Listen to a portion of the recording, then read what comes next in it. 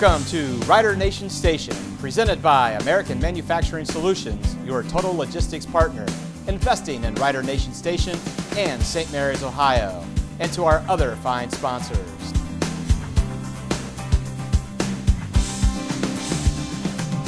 Hello, Rider fans, and welcome to another episode of Rules of the Game with Mark Cisco, brought to you by Rider Nation Station. This week, my name is David Walbacher. I'll be your host today. I'm filling in temporarily for Zach Farrell. This week, we wanted to talk about a couple of different things. One, we want to talk about ejections of a player, ejection of a coach, or a fan. Now, I, like many of our fans out there, have been asked to leave several locations, mostly because I have loud and obnoxious friends, but in their defense, so do they. So, Mark, I've been asked to leave a lot of places, but I've never been kicked out of a game. Tell me, what does it take to eject a player, a coach, or even a fan from the game facility? Well, let's deal with the fan first, shall Sure. we? Fans really aren't the purview of the officials. We're not going to eject a fan as we might a player or a coach. Our responsibility there would be to go to the game administration, AD, principal, whoever might be on site. There are some venues where maybe the head coach of that particular team, like in a JV game or something like that, would be game administration and would take care of something like that if we had a fan that was being unruly, obnoxious, or just, detrimental to the students and the game that's being played. We leave that to them, but most of the times if the officials get to the point where we've heard enough, the game administration will follow through and, grant our wishes that a fan may have to leave the premises. Sure. Coaches, players are normally football-related things. Obviously, a player that does something that's unsportsmanlike, and there's a whole list of things that could get a player disqualified. Normally, if a player is hit with 2 unsportsmanlike conduct penalties in a game, he is automatically ejected.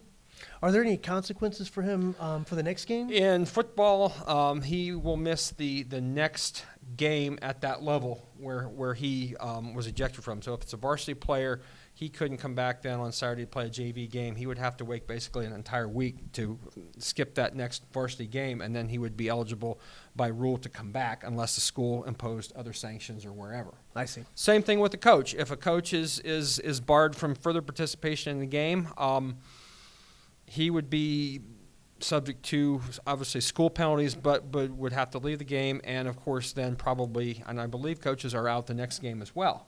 So it's a big deal, and I know that the coaches then are required to take some sort of remedial class course or whatever that costs them money. So it's in their best interest not to get caught up in that. Players, if they are ejected from the game, can stay on the sideline. Coaches must leave the premises and have no contact with the team the rest of the evening. No locker room, no halftime, cannot go sit in the stands. So basically, they have to head to the bus, and that's where they are. I see. Now, once they leave the field, we're not going to go looking for anything like that. We just assume that they're going to honor the penalty and go forth and leave it up to school administrators to deal with it. All right. Well, I appreciate that explanation. Last week, the Rough Riders were at Ottawa Glandorf, and many of us standing in the stands noticed quite a number of lightning flashes prior to the game, and even leading into the first quarter. Could you explain the new lightning rules to the fans? Because many of us were thinking that the game was going to get delayed, and the officials did not delay the game. Right. The rule has changed a little bit from last year. The rule for a long time was if you saw lightning of any kind, if you heard thunder, the game would be delayed 30 minutes from the last time you heard the thunder or saw the lightning. So and those can compound on each other. And those can compound. I mean, when you have a storm rolling through, even though it might be in the distance, you might see lightning flash after lightning flash, or you could go 20 minutes without something, and all of a sudden, boom, well, the clock resets at 30 minutes. Now, this year, what they are telling us is that it's possible if we see lightning off in the distance, low in the sky. Some people would call it heat lightning, where you don't see jagged flashes. It just kind of flashes in the clouds, and you don't hear thunder. It's possible to continue the game. If you hear thunder, then we stop. If we see jagged lightning strikes somewhere in the distance, that means the storm is getting closer, and we should probably vacate the field. Anytime there's lightning within 10 miles of the stadium, then the participants are asked to leave the stadium. And is that call solely the officials' call to make, or can the AD step in? The ADs can always step in. Coaches can always step in and say, hey, we saw lightning, we were going to clear the field. That's fine. That's not a big deal. Friday night, we had lightning where we were at. It was off in the distance, but it wasn't low to the ground. We could see it over the top of the stadium, so we stopped the game. And it turned out to be a good decision because the lightning just continued and it got closer. And we'd have been there for hours if the coaches would have decided to continue the game that night. So lightning's a funny thing. You can see it in the distance, and it can be past you and strike back where you were, and that's why the 30-minute rule, it's a very good rule, Right. and it's really safety related. So our job is to clear the field with the teams and the team attendants and coaches. Now, we have no jurisdiction in the fans, and you'd be amazed how many fans will sit in an aluminum stadium. Well, that was my concern last Friday. I'm sitting in an aluminum Yes. stadium. And will hold umbrellas and everything else sitting in aluminum stands and not heed the warnings that are out there. Sure. But we have no jurisdictions as officials for that. So I see. Well, we're going to take a break now for our sponsors, and when we come back, we're going to view some clips of some of the penalty calls in last week's game at Ottawa Glandorf and get Mark's take on those. Guarneri's on Spring Street, home of the signature Big Ralph sub, pizza, and calzone. Come try our thirst-quenching Rider Aid before, during, and after the game. Post-game live music every Friday night. It's Guarneri's. Give them a call, 419-394-2244. And we're back. Thank you once again for joining us with our 4 rules of the game with Mark Cisco. Mark, we've got some clips here that we want to get your take on. Last week, the first clip we're going to look at here is a illegal procedure called, we believe, on one of the wideouts. I'd like to get your thoughts on it. well, on first look, it doesn't look like there's anything egregious out there. I have a feeling that number 33 right there, who is the slot back in from the left side with his feet moving like that, they called him for not being set, basically an illegal shift or an illegal motion penalty, I'm guessing. You look at those things, and receivers will shift their feet around once in a while, and as long as it's not too egregious or it causes any pain for the defense, we normally will let that go to some extent. My guess is here from the clip that he really probably was never set for a second, and the feet just kept moving, and that's why the flag. And we didn't see in that clip the official making the signal, but what's the difference between the signals for an illegal shift versus illegal procedure? An illegal procedure is like a basketball traveling call where you're rolling the wrists. You know, you're doing this. Illegal motion is a one-handed out this way, and an illegal shift is 2 hands in that manner. Okay. The penalties are 5 yards, or the yardage is the same, but the call is different depending on whether you've got people moving forward at the snap or whether they come out and didn't execute a shift properly or something along those lines. And you could have a couple things going on the same play. Sure. Obviously. And it's 5 yards repeated down.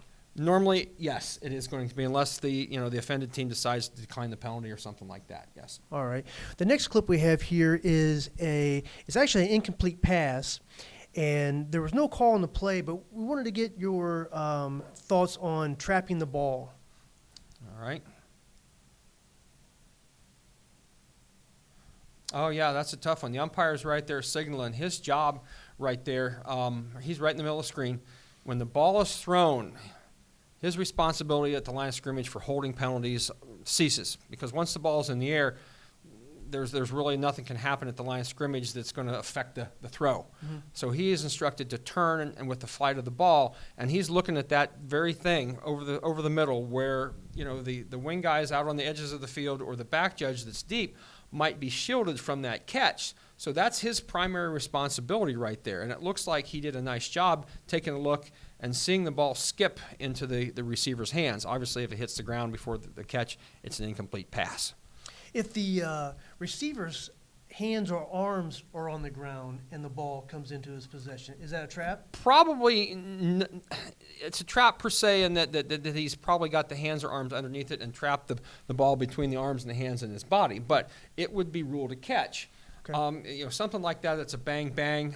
It's tough to see with 5 guys, and even with 7, and even with replay, it's hard to see those types of things.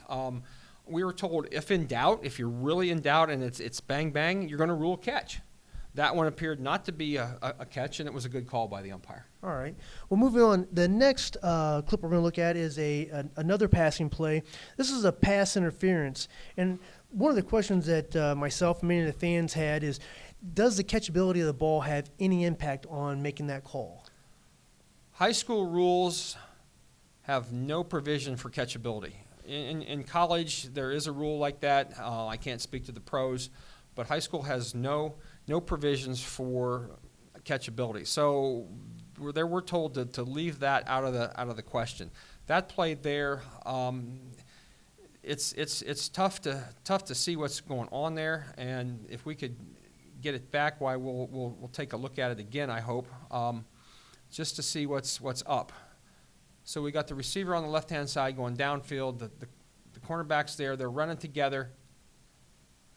That's a tough one. I don't know what he saw right there, because it looks like the defender was looking back towards the football. It looks like their feet got tangled. And that their tangled. feet got tangled. And we're told, as an interpretation of the rule, if both players are running side by side or nearly so, and you're both looking back for the ball and their feet get tangled, that's a non-call. That's a no call in that situation, and you go back and go on to the next down. So, And the penalty there is 15 yards. 15 yards from the previous spot, and if you've made enough yardage to gain a first down, you get a first down.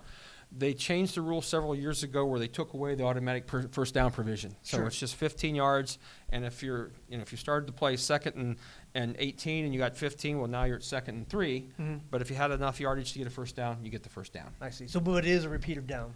Yes, it is. It is. All right, moving on. Next, we've got a kickoff, and 2 things happen in this play. One, we have what we perceive to be an offsides, and then there's also a face mask. Boom, sure is right there. You see the kickoff team member right next to the kicker. That should be a fairly easy one to get, because the official on our side is looking right down the 40-yard line, and that's breaking the plane of that 40-yard line without a doubt. That play should have been stopped. You're going to get the whistle. Kids will slow down. You're going to go back and penalize 5 yards and re-kick the football. Now, at the end, it looks like we got a face mask foul. But to answer your first question, that should have been stopped and penalized right away. So that would have been 5 yards and re-kick the ball. 5 yards, because it's considered a dead ball Dead ball foul. foul. So the kick actually never happened by rule. Okay. And when does the clock start on that? Does it start on the catch or does it start on the kick? The clock starts when the ball is touched by the receiving team. Okay. Okay, so kicking the ball will not start the clock, and that clip there, I think we saw the end of the play. I think we're going to try we'll to play get a it look at again. Yeah, so normally, when we have a kickoff. Now, after the ball goes 10 yards on a kickoff, let's say it's an onside kick situation, Mm-hmm. and the ball is touched maybe by the kicking team, which they're legally able to do and possess, the clock can start there as well. And that's missed a lot of times by officials because it's so bang that they'll recover and they're on the ground that no time will have a chance to run off. But that's possible. And which official's responsibility is it to wind that clock at that point? Well, on a deep kicks like that, it's going to be a shared responsibility between the referee and either of the line judge or the head linesman. On something short, it's either going to be the back judge or the umpire because they're up near the kicking lines. All right. And I think we're going to look at the face mask penalty. Oh, here we go. Sure. Ball's kicked. Clock should start now. And then at the end of the play, we've got. Oh yeah, that's a no doubter there. That was seen by two of them. That will be a 15-yard penalty for grabbing and twisting, jerking the face mask, however you want to say it. In high school, there is also a 5-yard face mask, and that's just basically where you put your hands on the face mask and may grab it, but there's no shaking, twisting, turning, or doing anything that could physically endanger the person that's having their helmet pulled. I see. Now, sometimes you'll see a running back stiff arm a defender and put his hand on the face mask.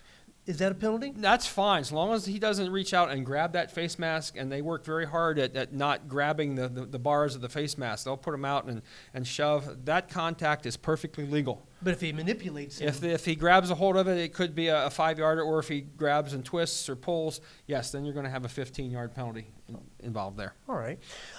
The next clip we have here is a illegal procedure called on the center. Oh, yeah, we forgot to let go of the football, and it looks like he missed the snap count and then thought better of it and thought, no, I'll just hang on to it. Well, that's classified as a snap infraction. Basically, it's going to be the rolling wrist signal from the referee. It's a 5-yard penalty. It's a dead ball foul. The snap never happened, even though he's moving it. It's just nothing that would happen after he did that would cause any issues. So we move him back 5 and go again. Now, what would happen if the defensive player sees that ball move and hit him? Well, then you've got a situation where you're going to give the defensive player maybe some leeway, because if he's keyed on that football, and they are, and he's charging across there, there's some leeway there. Now, he can't create unnecessary roughness, personal foul, or something like that, but that's part of why we get paid to do what we do. So if he does it on the ball and doesn't one count it and then hit him, and then yeah, I mean, if there's no delay or something, like there was a delay there for a significant reason, then he hit him, then you probably have a problem. But if he's keyed right at the football and he's charging on the snap, you're probably going to give that defender a little leeway there. All right. And the last clip we have here, classic hook and ladder play, and the question we have is, does the receiver actually have possession of the ball? And if so, is it a catch? Okay, let's take a look. He's got it. He's up in the air, tosses it backwards, so to speak. Now, he had the football in both hands, but he hasn't completed the catch. So in theory, it's still a forward pass. And when that ball hits the ground right there in front of number 6, it could have been construed as an incomplete pass. Yes, he had the ball and he threw it backwards, but the initial throw was forward, so that action is all part of the pass. Okay. Had he come to the ground, he would have completed the catch. Now he's got possession, and he throws it backwards. Now we've got basically a fumble because the ball's on the ground. That there is very, very close to being an incomplete pass. Now, in defense of the officials standing out there, that kid is probably 6, 7, 8 yards from him, and that play explodes right in front of him. Right. So he's focused on the ball and not necessarily the feet, and doesn't make that distinction. That's a hard one to get. If they were called incomplete pass there, it certainly would have been supported, and it would have been the very correct call.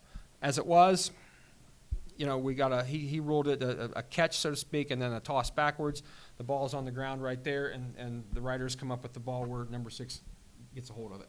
All right, great. Well, we're going to take another break now for our sponsors. When we come back, we're going to talk about official responsibilities, and this week we're going to talk about the back judge. Guarneri's on Spring Street, home of the signature Big Ralph sub, pizza, and calzone. Come try our thirst-quenching Rider Aid before, during, and after the game. Post-game live music every Friday night. It's Guarneri's. Give them a call, 419-394-2244. And we're back. Welcome back to Rules of the Game with Mark Cisco, brought to you by Rider Nation Station. Mark, last week we talked about some of the responsibilities of the different officials. This week we wanted to touch on the back judge. Can you tell us what position on the field does the back judge occupy, and what are his responsibilities? Back judge is the player that seems to be back deep in center field, so to speak. He's 20 yards on the defensive side of the ball, away from the football. That's his initial positioning on most plays. You see the back judge, he comes into play. We're making those critical pass interference calls sometimes in the middle of the field. His job is also to keep track of the play clock, the 40-second or 25-second play clock, and if it rolls down to 0 and we haven't snapped the ball, he's going to be the official with the flag for delay of game. Okay. It seems kind of odd that it's coming from so far deep, but He's back. He's got everything in front of him, and he can see. And sometimes, depending on the situation, that clock may get to 0. But what he's looking at, is told to do, is look at the ball and then at the clock. So if the ball is snapped, and then when he looks up and it's 0, we're good. If the ball's not snapped and he hits 0, then he's going to have a flag. So his responsibility is that. He's also the guy back behind the punt receivers. Okay. He's got responsibility for the catch of the punt. Any possible blocks in the back that are close to the punt receiver, things of that nature. So he's really got a lot to do. We have a saying, though, that he's really only needed 3 or 4 times during the game, but those 3 or 4 times tend to be really critical. Yeah. You mentioned that he's back there behind the punt receiver. I don't know if we have the clip, and if so, we might be able to insert it later, but last week's game at Ottawa Glandorf, St. Mary's punt receiver called for a fair catch, but the motion he made was sort of low. His hand wasn't high. Oh, I see. Okay. And so, as being a former return man myself, we were always taught, get that hand up high. That right. way it's clear what you're doing. Correct. It seemed to me that he might have been playing some games, but they did call it a fair catch. What is the rule there? Interesting. And you're correct, Dave. The signal is one hand, at least one hand above at least one wave. You can do it a couple times, but if you put 2 up, that doesn't work. That motion there in the front, that doesn't work. Probably what should have been called was an invalid signal. But they took it as a fair catch, and I'm assuming the defense come down and assumed it was a fair catch, and away we went. That's going to be the default. But normally you tell the receivers down there, if you're the back judge, hey, get that hand up there where I can see it, and everybody in the crowd can see it as well. And that just takes all doubt away from what's going on. Now, you said something there, invalid signal. What would Right. have been the consequence? The consequence would have been basically 5 yards from the spot of the catch, and they would have backed them up 5 yards and would have been 1st and 10 from that spot. So it's not a big penalty, and you don't see it very often. And there wouldn't have been, if a defensive player had hit him, there wouldn't have been. It technically there would have been no fair catch, invalid signal, and so when the catch was made, however, the ball is dead. So if that defender is coming down and if he makes contact right after the catch, you're probably not going to call anything on the defender. But if it's a delayed situation, then you might have a personal foul on the defender for not heeding or listening to the whistle or whatever. But you got to understand, the whistle does not kill the play; it just reinforces that the play is dead. So. Okay. Well, thanks for that. That was all valuable information. We really appreciate your insights in the game. We want to thank you once again to all our fans who have tuned in to Rules of the Game with Mark Cisco. If you have any questions or comments, don't forget to leave those at the bottom of the video. If we find your question interesting, we'll pass it on to Mark and hopefully get you an answer. And don't forget to like and subscribe and share these videos with all your friends. It really helps us out. Thank you. Thanks again, Mark. It's a pleasure, Dave. Thank you. Thank you. This episode of Rider Nation Station has been sponsored by American Manufacturing Solutions, your total logistic partner, investing in the St. Mary's community. Guarneri's on Spring Street, home of the signature Big Ralph sub, pizza, and calzone. Come try our thirst-quenching Rider Aid before, during, and after the game.